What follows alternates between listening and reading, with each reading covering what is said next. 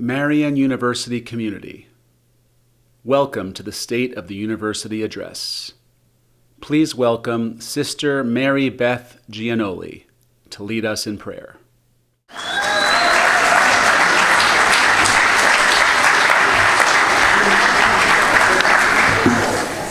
It's kind of like being called forth by God. I don't know. Well, after once you answer. Amen. Every day I answer. So welcome to all of you who are gathered here, for all of those who are gathered at Ancilla and at our remote sites for our nursing program. Welcome. Thank you for being here. And thank you for joining me in prayer. We are within days of the Feast of St. Francis. Big day for us here as a Catholic Franciscan University. So for prayer today, I would like to use a Franciscan blessing. It was written by one of our sisters, Sister Barb Leonard, who taught here a number of years ago, and is currently serving on our leadership team at Oldenburg. Some of you heard this before, but if you have, it bears repeating. So knowing that we are in the presence of God, and God is always in our presence, let us pray. May the spirit of Francis and Claire be alive in you. May you know the abundant goodness of God around you and planted deeply within you. May the desire for conversion be a constant longing in your soul. May you ever more deeply embrace and be transformed by the gospel life. May you know the effervescent joy of Francis and the contemplative heart of Claire. May you know the freedom of living in simplicity. May the deep peace of Francis and Claire be ever in your heart and on your lips. May this deep peace be obvious in your manner of living. May the blessing of family and community always be a treasured gift to be shared. May you regularly give in to the thirst for stillness and find that it gives new energy to your mission. In your times of risk and decision-making, may you find within yourself the determination of Claire. Knowing yourself intimately related to all creation, may you experience refreshment, wisdom, and delight in each spark of beauty that graces your days. May the poor and unnoticed ones reveal God's face to you. May you, in turn, mirror divine compassion. May the spirit of Francis and Claire, alive in your own spirit, surprise you in ways you can't even imagine. May God give you peace and joy today and every day. Amen.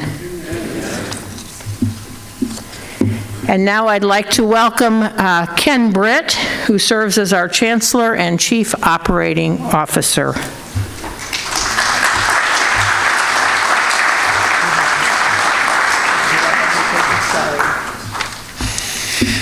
That was a weaker ovation, sister, so I'm disappointed in myself. First of all, I want to thank you for being here. Thank you for your commitment to Marian University. I'll speak about the current state of Marian University and then turn it over to the president, who's going to talk about our future here at Marian and beyond. You know, we're grateful to be here to do this work together. And Marian University isn't just a slogan, it's not just a mission, it's not just a vision, it's made up of a community. And you are part of that community. If you're a student, whether you're here or you're in Plymouth or you're over in Oklahoma City or you are online, you made a choice to be here. You could have done anything. If you're a faculty member or a staff member that's chosen to be at Marian, you could do anything. If you're a donor making investments, you can make investments anywhere. You've chosen this mission, this vision at Marian University. That's what Marian is about. It's about each of you, and it's about all of us collectively for the success, of this institution, and most importantly, to make sure that our community thrives through our graduates. So as we stand up here for the State of the University, I think it's important for us to start in that sense of gratitude for the work that you do, for the investments that you make every day. Because without you, this isn't possible. Am I still up there? Okay. Look at this beautiful picture. I have had the blessing to work at Marian University in various capacities over the last 10 years. And the very first event, the major event that Marian had for my first year was the College of Osteopathic Medicine. We are celebrating our 10th anniversary of the College of Osteopathic Medicine and the ribbon cutting.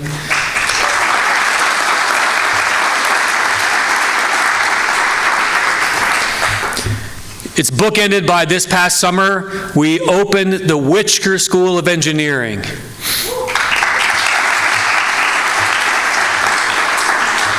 When you think about those two bookends, a lot has changed over Marian's history.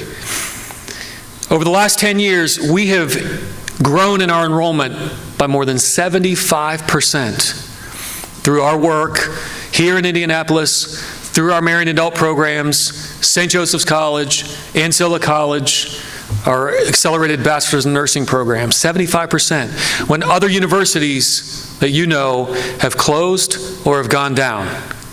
Again, that's the work that you have done. We've raised $300 million in that same time period between opening the Evans Center and the Whitcher Center. $300 million, which is really remarkable when you think about it. You know, people were willing to make investments in you, willing to make investments in our future to continue this great Catholic university. Last year, we experienced what we call a curveball. If you look at the stock market over a 10-year trend, you see it going up, right? Well, if you look at it on a day-by-day, a month-by-month, or a year-by-year basis, it goes up and down. And last year, we were thrown a curveball. We had lower than expected enrollment revenue across the board, and various programs declined further than others. So what did we do? What did you do? Number one, we didn't ignore the challenge. We didn't just complain about it. We acknowledged the realities that we were facing together. And all of you worked tirelessly together to find solutions to make sure that we were on the right track as a thriving university.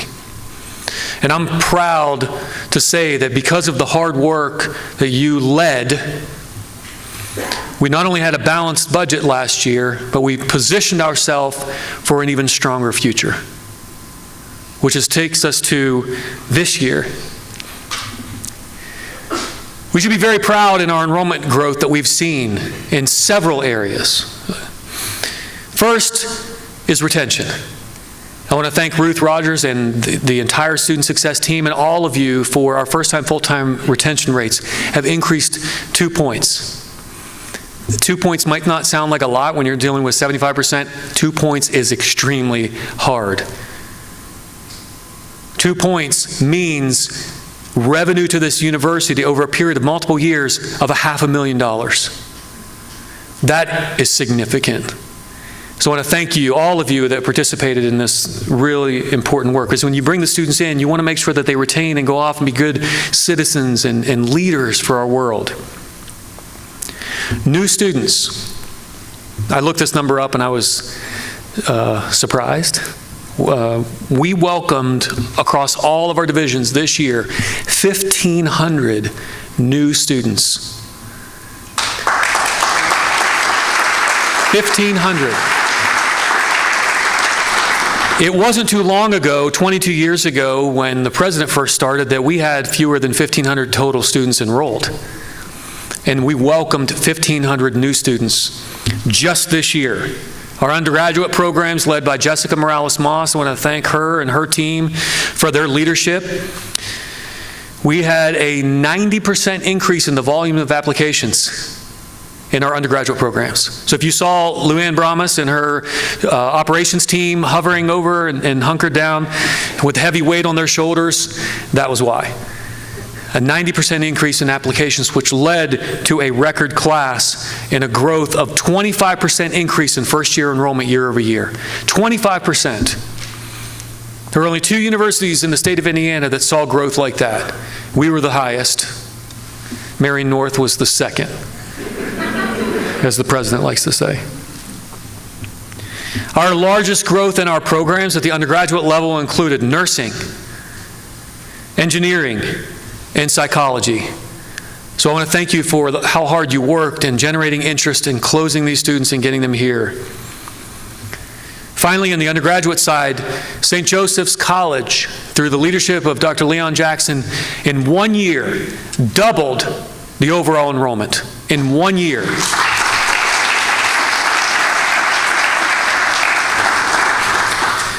I'm not going to leave Kyle Hattenberg and the graduate programs out.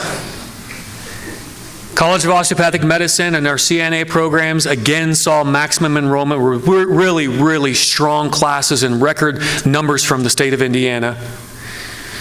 Our biomedical master's programs, the Klipsch Educators College also saw really nice increases. But perhaps the largest increases were seen in the counseling program, where we saw a 75% increase in counseling for new graduate students to Marian University. So thank you.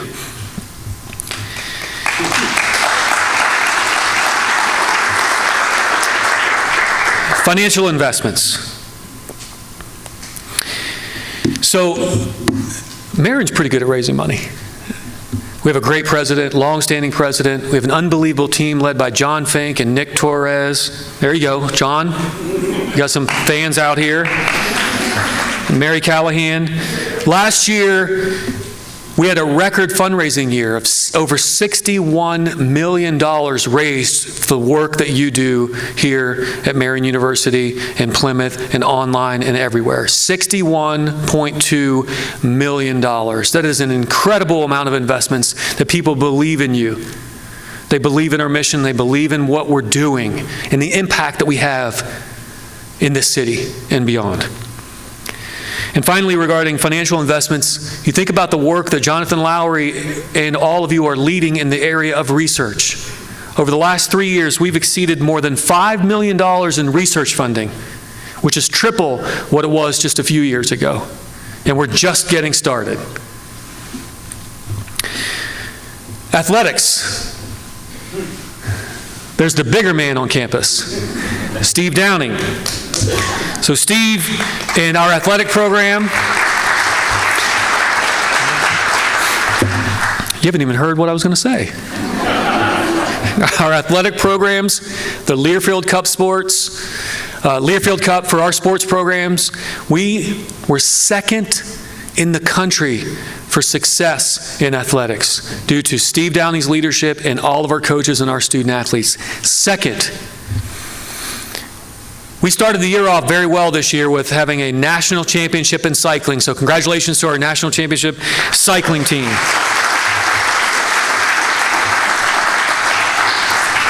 Because of all this good work that we've had in athletics, it's about time that the Crossroads League honored Steve Downing as Athletic Director of the Year. Congratulations, Steve.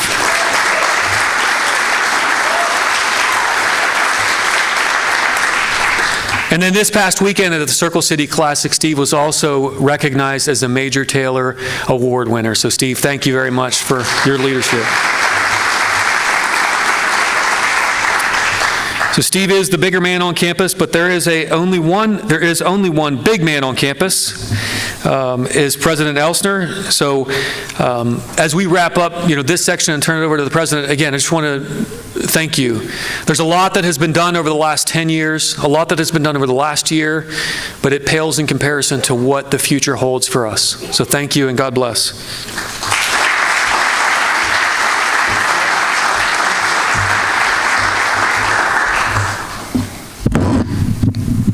Boy, that makes you feel good, doesn't it? We get a lot done together. Very proud to be president of Marian and work with such good people. Thank you.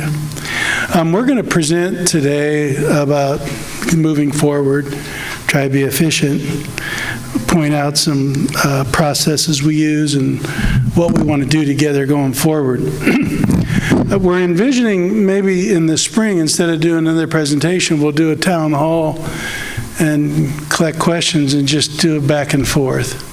So we'll try something a little different there, but you're all very busy, and I appreciate you being here, taking an interest. It's hard to work together if you haven't communicated or know what's going on or how to contribute or where we're going next, right? But you have to, communication is two ways, and it takes time, and you're here, so thank you very much. I appreciate it greatly. My presentation really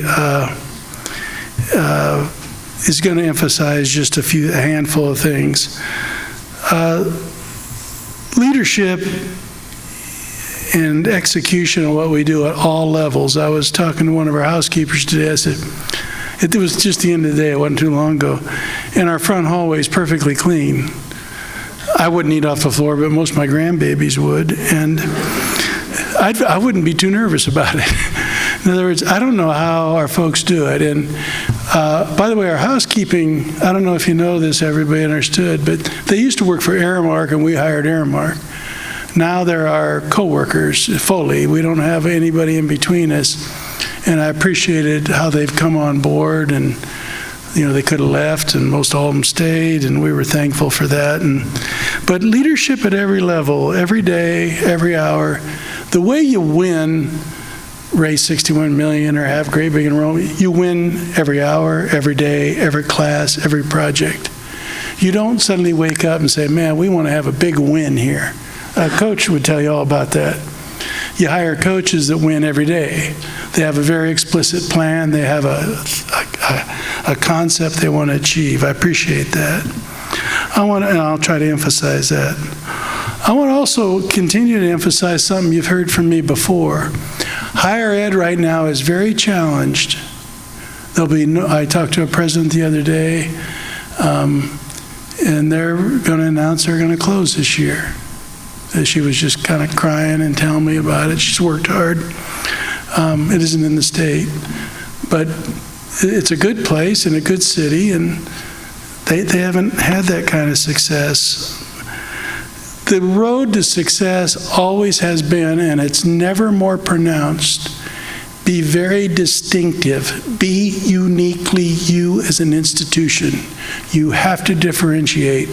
If you're just a little this or a little that, and boy, we want to appeal to everybody in every way and don't make a claim, you lose. You have to be distinctive. You have to be very high quality. Donors, tuition payers, excellent people, excellent talent, like I'm looking at right in front of me, doesn't want to waste their life on average or subpar. If I was to say we were giving Steve Downing a lot of attention today, hey, come be athletic director, I'd like to be average, I don't think he'd be here. I mean, you only get one life. Where are you going to spend it? Doing average work with your students? It's just not worth it. And it's not worth it, so you can't get the talent, you can't get the resources. The other thing is timely innovation. You have to move and change. Just read a great big missive on artificial intelligence and all that's coming at us. We better know what we're doing, and we better move swiftly to continue to work in the new world that we're in, or you'll get passed up. The beautiful thing about it, we're in a great city, we have tremendous talent, and we're big enough to move, but we're also small enough. You know why? Other universities are forming committees, we just do things. And that's what we have to continue to do.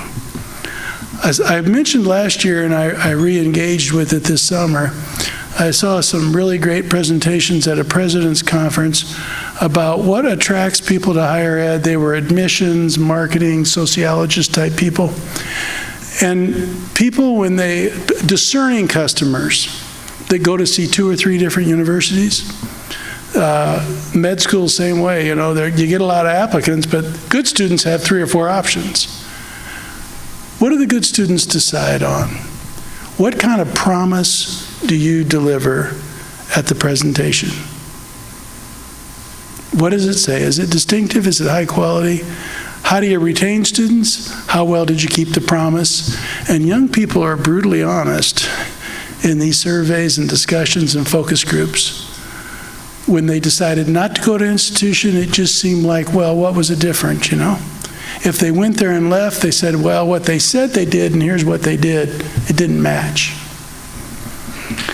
Our strategic plan and focusing on priorities is the key path to success. In other words, wishing and dreaming and hoping doesn't get it. It's a plan, it's discipline, it's execution. And that'll be what we have to do going forward. And to fully understand that when we choose some big things we want to do, like the med school, that consumed us for a while, right? But look at the multiple benefits from it. Not only the med school, but then you have doctor and nurse anesthesiology, and you have the new facility. You had a new nursing facility. You have doctoral programs in nursing. Now we're going to start physical therapy. That's an interesting one. We're going to have a therapy program. I don't know what it is, but it should make you feel really well in the morning. Physical therapy, occupational therapy, you know, whatever it is. So the point of fact is there's certain bold moves you make that are synergistic and fly outward in big ways. So that's what we're going to talk about. The first thing, and there's too many words on this, I apologize. I know you're not supposed to do that, but I really just wanted to focus on a couple things. This is the promise, and I use this promise at many, many gatherings. Fundraising gatherings. I try to make every enrollment day. Some of our enrollment people have been there. Some of our deans and faculty have come to those days. Some of you came as parents, which was kind of nice to see in the audience. This is our promise, and we've become pretty good at describing it. I hope you use it. Some points of emphasis. I usually don't stand still, but they told me our friends in different cities that watch this have a hard time with me skipping around, so I'm trying to be good. They call it the seatbelt law. You will be exceptionally well prepared for a good life and professional pursuits. Our promise is this university prepares you to have a good life. That's a little different. That's the first thing we do. You only get one life, it should be a good life. And you'll be exceptionally well prepared to be an outstanding nurse, physician, teacher, chemist, right? Whatever. But we talk about a good life because one of the great distinctions of a Catholic university, they see the whole person. You're not a unit of production. You're not a dollar sign. You're not a trophy. Well, some of us are, no. But the fact of the matter is we're a human person. We have inherent dignity, and our life is a precious gift. We're just given that gift. We prepare you for a good life, and we have a holistic education. How do you go about preparing someone for a good life and exceptional success? Number one, it's an education illumined by the light of faith and grounded in values, our Franciscan values. There's a larger purpose to our life. There's a transcendent purpose. And as we learn and grow and form community here, we juxtapose all of our standards against that higher vision. The second thing you'll experience, we tell you if you get here, is you will have a challenging academic program, but you'll have a caring community that helps you reach high standards. So often today in education, to garner favor with students, they think, we've lowered, it's happened a lot in K-12. We see some students coming in with unbelievable GPAs, but they don't seem to know a lot. You have to have very high standards, see your students for their talents and what they're capable of, and walk side by side with them to the high standard. You never lower it. If you want to be well prepared for life, a good life, and if you want to have success in professional endeavors, it's a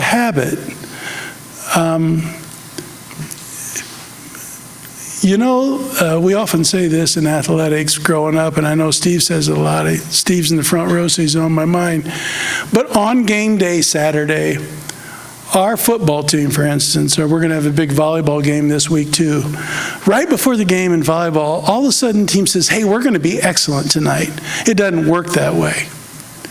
And excellence in life and in your professional pursuits is a matter of a decision every day that becomes a habit, and that becomes your character. And we have to help students elevate to that, not lower it. And there's ways to do it. And that's why we have the Center to help with excellence in teaching, and we have the Learning Commons and all that. I promise students they will get a top-notch, highly challenging education, but you're not going to do it alone. The other thing students are demanding, and with new technology and new understandings of cognitive science and how to chunk content, etc., we talk about active, exciting learning. Students will not sit for 50 minutes and be bored. You have to redesign your courses. We have to have innovation in our exchange like we do with career development, how we help people learn. Active, engaged learning like we do in our School of Business, the way we're doing science, and the way we're engaging research, and Dr. Lowry and the faculty of these learning communities and research communities. This is what you need. This is what will set you apart and attract and keep students and donors. The last thing, we've made a commitment to be a leadership institution. This, THIS, trustworthy, healthy, inquisitive, and skilled leaders. And I tell students and their parents, this is our promise and this is what you'll experience here. It would be wise for us to fulfill that, right? Just our basic integrity's on the line, not to mention our future. Our strategic plan is the way we fulfill the promise. The institution has to have some priorities. So we've set out a long-range plan, 2030. Most institutions don't do it that far out. We just believe in that. And then we do a continual reassessment and reevaluation of what we're doing. Of course, there's the vision around transformational leaders. I'll talk about the mission in a minute. Access, success, STEM, faith in action, and then there's goals and objectives that build up the pillars. It all sets on our Franciscan values. So I want to talk a little bit about our mission, because sometimes you can go through, our one-sentence mission, I think it's worth praying and reflect on it and concentrate your efforts around it. To be a great Catholic university dedicated to achieving excellence in learning, which is achieved through teaching, research, and scholarly activities in the Franciscan and liberal arts tradition. Who are we? We're a great Catholic university. A Catholic university, I think we shy away from talking about that sometimes, because I think sometimes we get a little nervous that we're saying you have to be Catholic or we're going to proselytize or catch you by the water fountain and shove your head and baptize you or something when you're not looking. That's not the point, folks. You're very welcome, by the way. I mean, I'm proud of my Catholic Church, and you're all welcome. But that's not the point in a university. A university is not about incentivizing or telling you what your conscience says. That's not the university. I know some colleges even have you sign a faith commitment. No. It does set a standard against which all learning, how we form community life and diffusion of information, how we do our research and the ends and purposes are guided by this Christian thought, this Christian ethos, service to the other, life as a gift, good stewardship, the kind of things we talk about. The church has many centuries. The Catholic Church, every organization is run by humans, so you have your warts. But there's an amazing treasure in the church of an intellectual tradition, an understanding of the human person, their dignity. There's a lot written about justice, how it is you love the other. It's a nice sentiment, but it's beyond a sentiment. It's actually what you do. And as we learn and grow, and Cardinal Newman, now he's a Saint Newman, wrote The Idea of a University. I don't know if any of you have read it. I suppose Andy Holman's read it a few times. I actually reread that little document from time to time. It's very small print, and it can get you to sleep if you have insomnia problems. So you want to have a little energy when you delve into it. But Newman was a devout Catholic and had deep Catholic thought. But it was about looking at learning. Is your purpose of learning to get a leg up on the other and dominate, or to serve better? It's the kind of questions you really want to ask if you want to have a good life. Is it about money? Is it about power? Is it about your authority? Or what are we learning? If we explore this, create new knowledge and research, to what end? How is it serving against the Christian ethos, the larger purpose, whatever faith tradition, or if you're a nun, an N-O-N-E, not the vowed people. How does that standard enrich your education and the community we form here, and how we promote the dignity of people? That's a powerful institution, and the Catholic Church is the largest non-government provider of education, period, but certainly higher education in the world. There's nothing even close to it. Why did the church do that? Ennobling and advancing the human person, regardless of background, continent, race, culture. Education is a tremendous ennobler and enricher of culture. So we encounter the world as a Catholic university. We have to encounter we're not countercultural, working against the culture. We're educating and forming people to think well, and think well against a high standard of what is a good life. Moral capitalism, Dr. Roski, a nice publication, wrote an article about one of our courses. So that's who we are. What we do is, we've talked about it some, what we do is excellence in learning. The human person, to have a good life, is going to have to be a learner, especially in this changing world, right? And they're going to have to learn how to learn, commitment to literacy and the kind of things we're talking about. And if we want to be excellent, the rote learning, etc., won't be enough. How to think things through. There's so much information coming. How do you discern fact from fiction, biases, understandings, deep understandings? Research and scholarly activities have to be the hallmark of a modern university. So people are actually engaged in how do you organize a problem and a thesis and take it apart and put it back and synthesize. That's the future. And that's at the heart of our mission. Then the other bookend, the Franciscan and liberal arts tradition actually work quite nicely together in terms of it's a unity of purpose.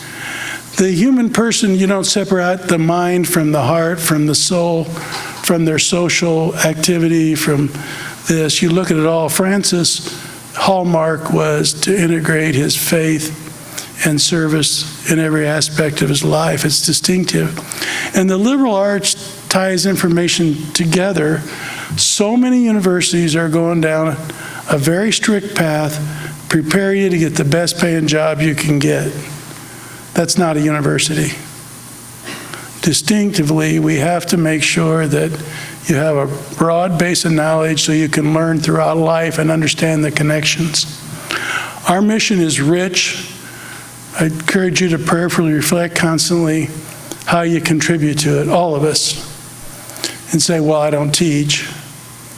We do, actually, as staff. How we take care of our grounds, steward everything we do, how we celebrate community, how we commit to others. So I talked about that, the liberal arts tradition. Going back to the strategic plan, you might have noticed if you've been here a while, I always like to do a lot of things, probably too many, right? And people often have to board, and my colleagues. So we always look at the 2030 strategic plan. Everything in there is legit. I think there might be some things we carved out this year that we said maybe that was ill-advised. But we're pushing towards it. People are involved. We're satellite plans being developed and solidified for business and health science, etc. So that moves along, and there's a lot of people working on different pieces and parts. So during the summer, I have a tradition of meeting with colleagues and leaders, say, what are the top 10 priorities, and what should we think about, and what should we do next? How should we emphasize and focus our resources? Because the best way to fail is to try to do everything at equal amounts. You just spread everything out real thin and it falls flat. It just never works. It's called the economy of force. Military guys really like that term. How do you break through the line? Well, when I met with my colleagues this summer, I got a lot of feedback about my 10 priorities were really like 50 or 60, and we needed to pare it down. I mean, they were nice and gentle to me. I guess as I get older, people are just less confrontational, which is kind of nice. But they said, hey, you can't do all this with focus. So I went to 5. And then we had a big board retreat for 2 days. Well, the same thing happened to me. I got clubbed over the head. They said, you don't have 5 things here. You have way too many. So we finally settled on 3 drivers that we thought would be enormously important to us 10 years out, kind of like the med school 14 years ago when we started at 13. So we're going to do a lot of things in the strategic plan. All of you have priorities. If your area isn't mentioned as one of the transformational drivers for our institution, don't go home sad. You have plenty of work to do. Stay on task. But I took some notes. And I've noticed in all these meetings with our loving colleagues and our board and other people who care about Marian, these are the things that constantly come forward. Is it in our DNA as an institution? Would the sisters have done this in Oldenburg when they arrived? What's been successful in the past? What is Marian? You know, what's our essence when we look at priorities and how to focus? Is there a need in the world? Do our students need it? Do the professions need it? Our focus on literacy, smart move for teachers. If children can't read, they're behind the 8 ball, folks. And we know how to teach reading. There's a science of reading now that's emerged with cognitive research, et cetera, that ought to be taught. So that's a good focus, right? Distinctive value, does it set us apart? It could be the San Damiano Scholar Program is a distinctive. No one else in the country has anything like it. Maybe something like it, but nothing like what we do. What's a distinctive value? Is it a blue or red ocean? You might have heard this term. Our business school probably does. There's some oceans where there's a lot of sharks and there's blood in the water. There's just too many people in it. And some things are almost a commodity. Now, we might stay in that. Like most every school in the state has a school of ed or a nursing school now. It seems like everybody creates, Dr. Bell, we have a lot of competition, but we're distinctive. So that's fine. I mean, you still stay in that. Just because everybody else does doesn't mean we can't do it better at a higher level, right? But there are certain things that are blue oceans, and you ought to go there. It's calm. No one else is around messing up things. So for instance, a medical school is a pretty blue ocean. Oh, they might be able to start another one in Ohio or Mississippi or whatever, but it's a blue ocean. It's really hard to get into it. I can tell you from experience. There are not going to be a lot of competitors. So if you can do something, not a lot of people are going to build an engineering school like we have. There'll be probably 4 or 5 in the state of Indiana to be anything like what we have. It's comprehensive, it's going to have graduate programs, and it's really hard to get into, like $81 million worth. So you really want to be in places where you're in some blue oceans, okay? Resources available. Will people pay tuition? Will donors donate? Will grants be available? Do we have the facility? Most important thing, do you have the human beings, especially the leaders, to get it going? Now, we didn't have this when we started, but some reason, the good Lord dropped Dr. Tran in our midst, and then he hired this unbelievable faculty. I'm looking at him. And without the talent, you can't do it. That's every program that's working here. You didn't get a really good athletic program without excellent AD. You don't get a really good whatever without leadership and talent to pull it off. Does it fuel? You've seen my railroad trains and engines that can pull a lot of cars. There are certain initiatives that will pull a lot of other things along with it. And Some people might call it a halo effect. Like, I go back to the med school. If you have a med school, people think automatically you're a serious academic enterprise. Does it pull your image, other programs that will come along with it and pull a lot more weight? So there's certain things you can do. You might have 10 nice things to do. Some of them stand out. This number 7 is really important.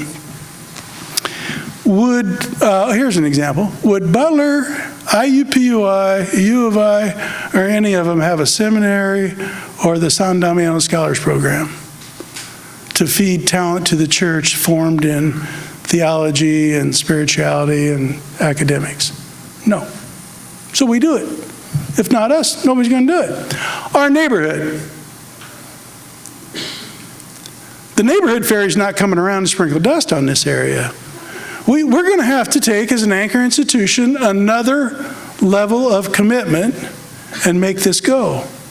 If we don't do it, there's just not a lot of anchor institutions in this neighborhood. We've got to do this.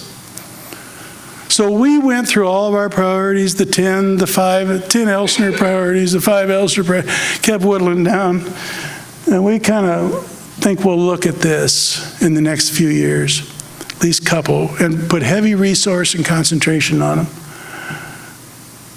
The Klipsch College, Center for Vibrant School, National Literacy Institute. Schools of ed in this country get short shrift in terms of investment.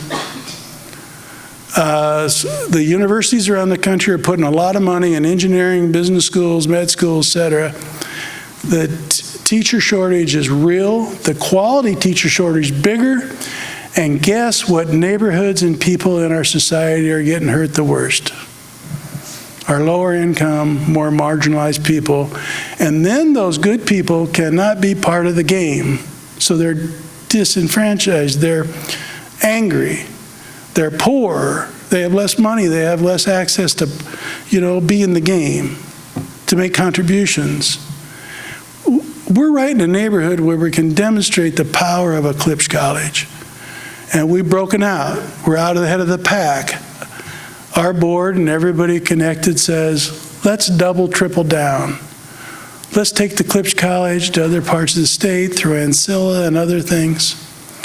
And let's go be nationally known as we are. There's only 40-some schools of ed in the country that have A+ in literacy. And let's take and triple and quadruple down on that and just be outstanding. Double our enrollment.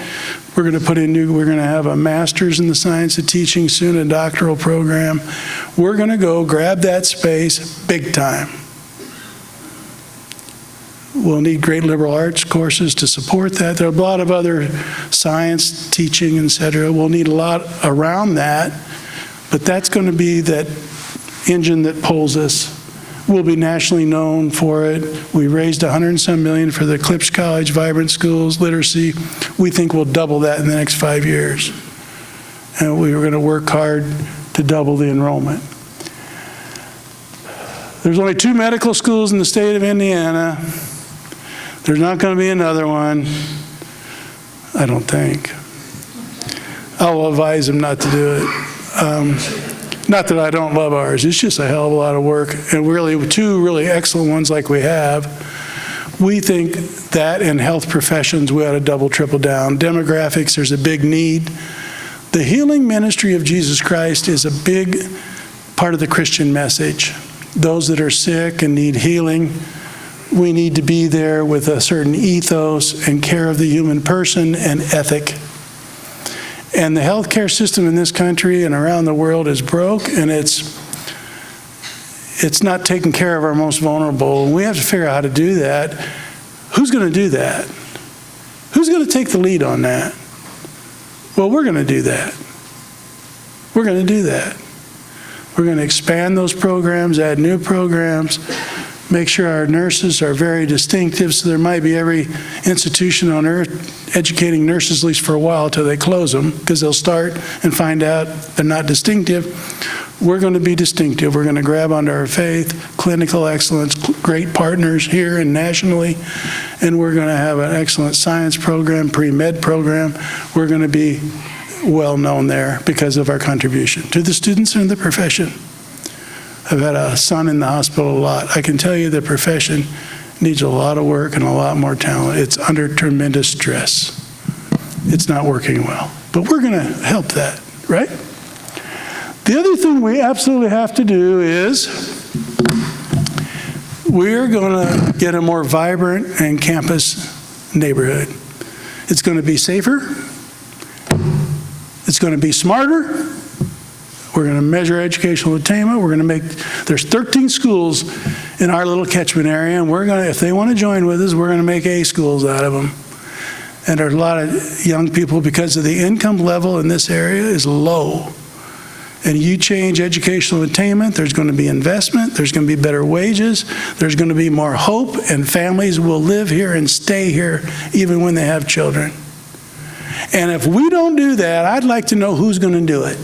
Now, will we do it alone? We'll do it in partnership. We'll work with churches. We'll work with the schools. We'll work with the city. We'll work with the state is interested. We've got 22 acres and 300,000 square feet down there just sitting. The state puts, I don't know, $1.5 million a year just to keep it not open. So we're going to make them a deal. We're going to get it for 100 years for $100. It's $1 a year. It's fair rent. Now, that sounds like a hell of a deal, doesn't it? The problem, it needs all new roofs and et cetera, et cetera. So that makes you a little nervous, but we've been nervous before. And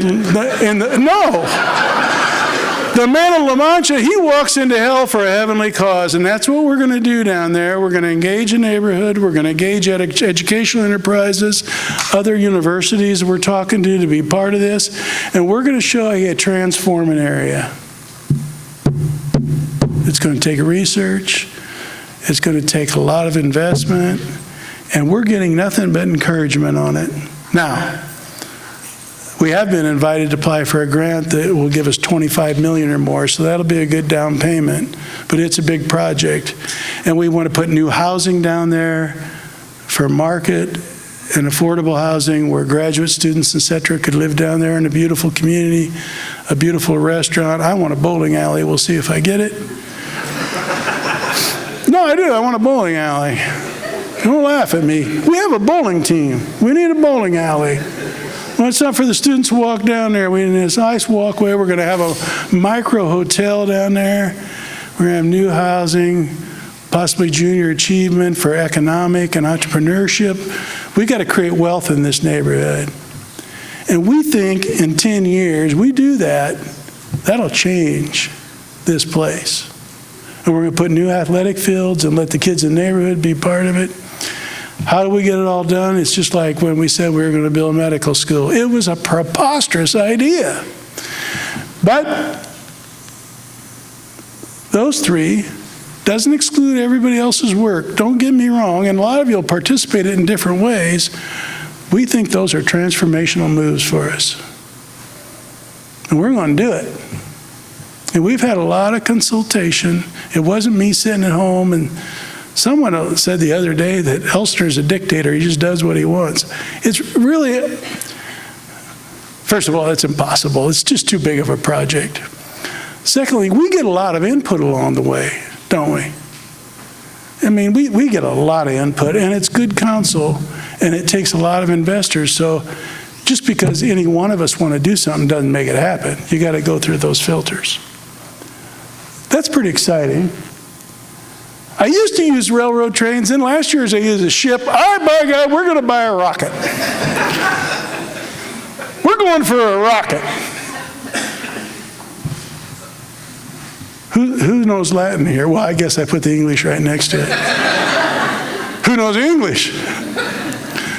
Well, that is the Olympic motto, by the way. Did you know that?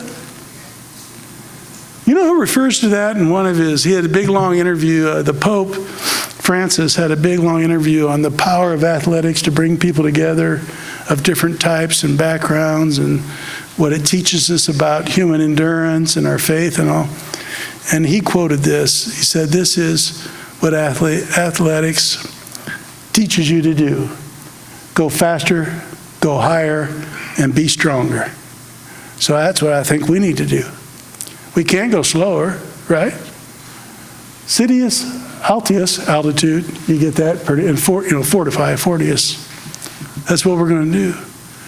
We might put that on our jersey, Steve. Wouldn't that be fun? And the other team would go, what is that?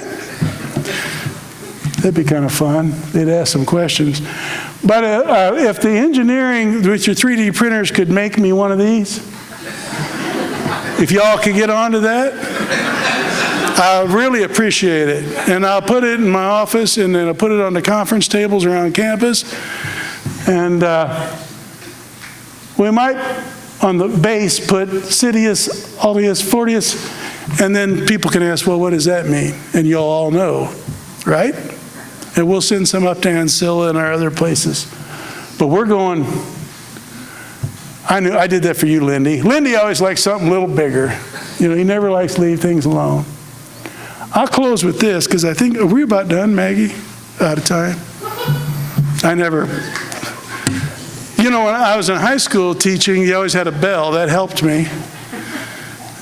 But this was the most rewarding experience.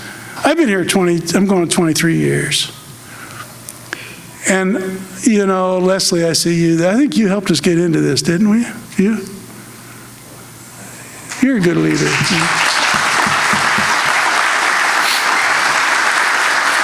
And there was a really great article about this, about how Marian North and Marian, the true Marian, the home office of Marian, they do the men's prison, we do the women's. Leslie got involved, and Holly Gastineau-Grimes is an awesome leader, and I was there. The faculty was in the prison there with us. It's really not a place you want to go. And they take everything from you, no cell phones, no nothing. It's a pretty stark environment. But the joy and the you talk about being transformational leaders. You talk about, what is a Catholic university about? Remember in the gospel values, visit the prisoner, feed the hungry. You don't just say, well, that's human junk. That's where we pin them up and leave them be. We're not called to be people like that. Hey, we're doing fine. The neighborhood's having trouble. We're fine. That's not us. Well, most kids learn how to read, They get tutors. Well, how about the kids that aren't? That's not us. How can science be more at the service? How can business be more at the service? How can our leaders that graduate from here be transformational influences in the culture?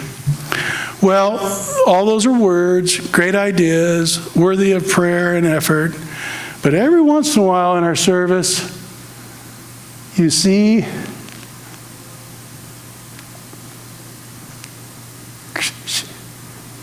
she was crying. So sometimes you see the face of our mission. Right? That's pretty cool. Keep up the good work. Thank you.